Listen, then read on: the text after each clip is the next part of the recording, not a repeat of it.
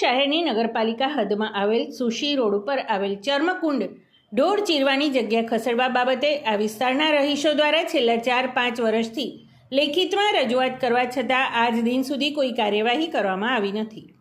આ વિસ્તારમાં આવેલા પાટીદાર સમાજની અમથેર સોસાયટીના રહીશો દ્વારા ભારે આક્રોશ સાથે રજૂઆત કરવામાં આવી હતી કે એક બાજુ આપણા વડાપ્રધાન શ્રી નરેન્દ્રભાઈ મોદી સ્વચ્છતા અભિયાનનો આગ્રહ રાખે છે અને સ્વચ્છતા ત્યાં પ્રભુતાનો સંદેશો આપી રહ્યા છે, ત્યારે વિસનગર નગરપાલિકાના સત્તાધીશો કે વહીવટીતંત્ર દ્વારા આ અંગે કોઈ કાર્યવાહી કરવામાં આવી નથી અને એવો પણ બળાપો કાઢ્યો હતો કે આપણા વિસ્તારના ધારાસભ્ય અને ગુજરાત રાજ્યના કેબિનેટ મંત્રી ઋષિકેશભાઈ પટેલ પહેલાં જ્યારે આરોગ્ય મંત્રી હતા ત્યારે પણ આ વિસ્તારની મુલાકાત લઈ ગયા હતા અને જે તે અધિકારીઓને સૂચના આપી હતી, પરંતુ 3 વર્ષથી આ વિસ્તારમાં આવેલ અમથેર સોસાયટીના સહિત ફતેહ દરવાજા વિસ્તારમાં રહેતા પાટીદાર અને રબારી સમાજની સોસાયટીઓના રહીશો પણ આ ચીરેલા ઢોરની દુર્ગંધથી ત્રાહિમામ પોકારી ઉઠ્યા છે।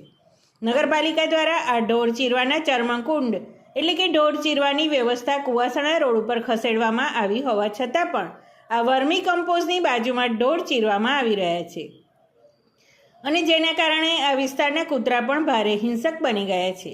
આ જાહેર રોડ હોવાથી દરરોજ ભાલક, રાલીસણા, સુશી જેવા ગામોથી હજારો લોકો દ્વિચક્રી વાહનો લઈને નીકળતા પણ ગભરાય છે।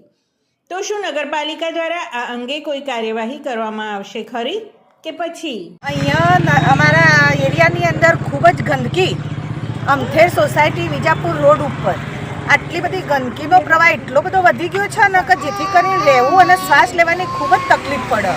એક બાજુ એવું કહેવામાં આવે કે સ્વચ્છતા અભિયાન ચાલે અને અહીંયા રેસિડન્ટ એરિયાની અંદર એટલા બધા ઢોળ નાખવામાં આવ્યા છે ને કે જેથી કરીને અમારા બાળકો પણ બીમાર પડ્યા કે શ્વાસ લેવાની એટલી બધી તકલીફ પડે છે, જેમાં ઓક્સિજનનો ઘટાડો થઈ ગયો।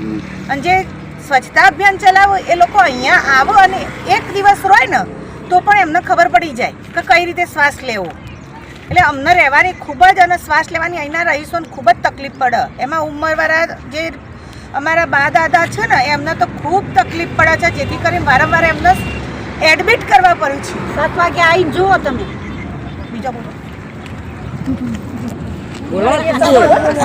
એક બાજુ મોદી સાહેબ સ્વચ્છતા અભિયાન ચલાવી રહ્યા તો અહીંયા ક્યાં સ્વચ્છતા અભિયાન છે? તમે એક વખત આવીને એની તપાસ તો કરો તો તમને ખબર પડે કે અહીંયા આ રહીશો કેવી રીતે રહી શકો છો।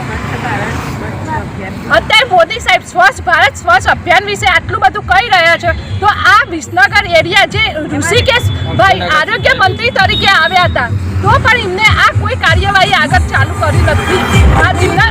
આ વાતની ખબર છે કે ઋષિકેશભાઈ આવતા જતા આ અહીંયા થઈને આવી છે જોઈ છે તો એમને આ જોયેલું છે તો એમને કોઈ કાર્યવાહી આગળ કરી નથી।